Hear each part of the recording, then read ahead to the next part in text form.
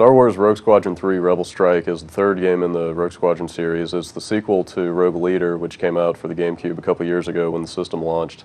The previous game was kind of a showcase for the GameCube because it was really powerful graphically. It had progressive scan support, it had Dolby Pro Logic 2. So it was basically kind of a sensory tour de force for the GameCube when it came out. This new game has a lot to live up to in terms of both presentation and gameplay.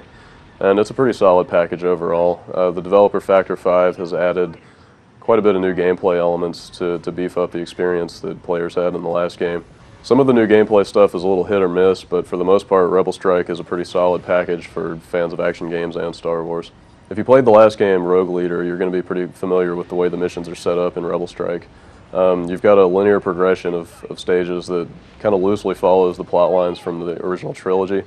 Although the missions are actually set kind of around the movies, they take place mostly in areas that are referred to in like the Star Wars books and the card games, not so much actual sequences that you'll know from the movies. Unlike Rogue Leader, which gave you one set path through the game, Rebel Strike actually has two concurrent mission paths. One of them follows Luke Skywalker and the other follows his friend, the ace pilot Wedge Antilles. Each character has a unique mission path and you can switch between them at any time.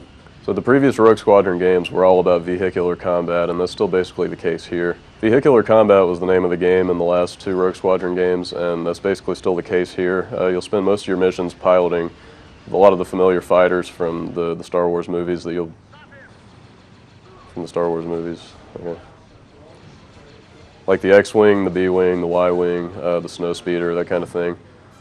This time around, Factor 5 has also added ground vehicles in a few missions, such as the two-legged AT-ST Walker that you see in Empire Strikes Back and Return of the Jedi. You can ride the speeder bike from the indoor scenes toward the end of Return of the Jedi in a few missions. And there are even a couple missions where you can drive the AT-AT, which is the giant four-legged walker from the Hoth sequences, although in those sequences you only really get to control the turrets. These new vehicles all play pretty well. It's kind of cool to get into the AT-ST and just go stomping around and step on stormtroopers and kind of blow up everything in the area. The other new gameplay type that Factor 5 has added in Rebel Strike is on-foot missions. You'll actually get out of your vehicles in some missions and run around on foot with a blaster rifle fighting stormtroopers and some other ground enemies. Of course, in theory, this sounds pretty cool, but unfortunately the execution is a little bit lacking. The auto-targeting in the on-foot sequences can be a little hard to deal with. It'll stick to the wrong enemy a lot of the time. But then again, sometimes it'll make it easy to wipe out a whole squad of stormtroopers without any effort on your part. The way the targeting works is basically that your crosshair will snap to whatever enemy you're looking toward, which means that if you want to move your crosshair to another enemy, you actually have to physically change the direction that you're running. And having the targeting and movement linked in this way really makes it difficult and awkward to get around and shoot the people that you want to shoot. Overall, it's nice that Factor 5 made an effort to put some new gameplay in Rebel Strike, but unfortunately the on-foot stuff really doesn't come together very well, and it would have been nice if they had just spent the extra time to make a few more vehicular missions. If you played Rogue Leader, you'll know that the core single-player campaign was only really about half of what the game had to offer. You could go back and play a lot of the missions again to win medals so that you could unlock a whole lot of extras. And the same thing is the case in Rebel Strike. You can win medals by replaying the missions and performing really well, and then you can cash your medals in to unlock a whole pile of extra missions, and there are several other trinkets that you can get as well. Whereas the game's required missions are generally based on original scenarios, the unlockable missions, for the most part, follow the more exciting sequences from the movies, like you'll play a mission where you escape from Cloud City with Chewbacca and Lando. There's a mission where you have to take on the Super Star Destroyer while you're fighting the second Death Star. So if you're looking to relive some of your favorite moments from the movies, you'll definitely find that in Rebel Strike as well. Thankfully, you'll still spend the majority of your time in vehicles, and the action there is just as solid as it ever was in Rogue Leader. The space and air combat plays about like you'd expect. You've still got the same tools at your disposal, like your targeting computer. You can go to the first-person cockpit mode.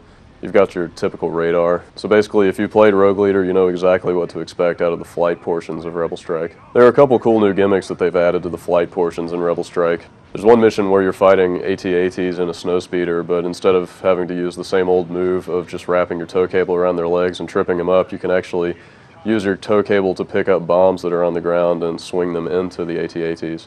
And there's another mission where you get to pilot the Jedi Starfighter that you saw in Episode 2. And you can even use those crazy sonic charges that Jango Fett used in the movie that make the big blue shockwave and kind of suck the sound out of the scene for a second.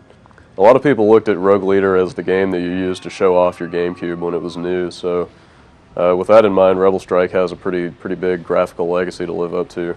The game does look very good, although obviously it's not the same leap that we saw from Rogue Squadron to Rogue Leader. Just about every mission and vehicle in Rebel Strike looks really good. With a couple of somewhat bland exceptions, the levels are really colorful and detailed and big. There's a lot of room to move around for the most part.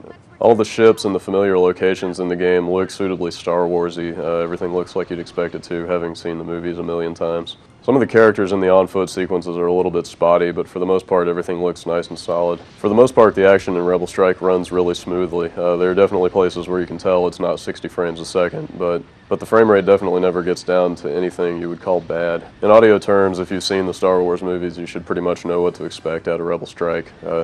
Obviously, they're working with the same established library of sound effects that have been in use for about 20 years now. The voice acting is a little inconsistent. For instance, they've got a really good Darth Vader, but a not so good Han Solo. And surprisingly, they actually use a lot of original music in this game, although it's not quite up to the standard of the John Williams score. Rebel Strike already has a lot of replay value because you can go back and replay the missions to unlock new stuff. And there's actually a huge amount of two-player content in the game as well. The biggest bonus feature is that you can actually play through the entire single-player campaign in Rogue Leader as a co-op game. You're not actually getting Rogue Leader for free because you can't play through the game by yourself, but if you have a friend and you want to take it on, it's actually a pretty new experience to play the game cooperatively. The mission difficulty in Rogue Leader has actually been rebalanced to accommodate 2 players. There are a lot more TIE fighters in some missions, it's just a lot harder. And they've also made some aesthetic upgrades to the game as well. So with the addition of this cooperative Rogue Leader, you're actually getting kind of 2 games in one. When you get down to it, Rebel Strike is a pretty solid action game, especially if you're a Star Wars fan. The stuff that Factor 5 got right in Rogue Leader, they obviously got right again here. Some of the ideas that they tried this time around didn't really work out so well, but at least they did try to implement some new gameplay features. Rebel Strike has a lot of gameplay variety and a ton of replay value. So if you're a Star Wars fan and a fan of action games, you should definitely at least give it a look.